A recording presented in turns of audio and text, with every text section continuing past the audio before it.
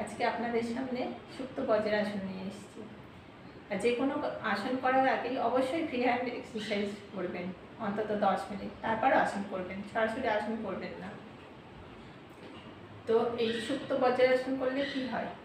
এটা করলে back, chest, নিকে মাসেলের স্ট্রেংথ বাড়ে, তাছাড়া ব্লাড সার্কুলেশনটা খুব ভালো হয়।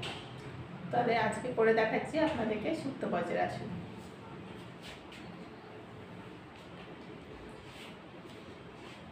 সুপ্ত বজ্রাসন করার আগে বজ্রাসনে বসবেন। তারপর বজ্রাসনে যেমন পায়ের উপর আপনারা হিপটা রাখেন, এক্ষেত্রে সেটা কিন্তু করবেন না। পাটা একটু ভাগ করে বসবেন আর মাঝের অংশটায় বসবেন।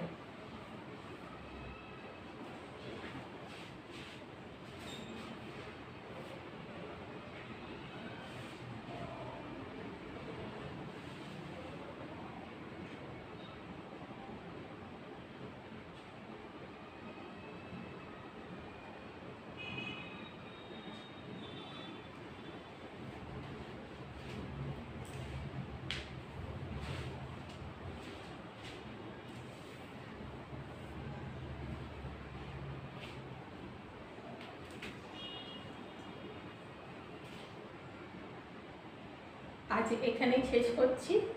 নেক্সট টাইম আর অন্য কোনো আসন বা কোনো এক্সারসাইজ নিয়ে আসবো।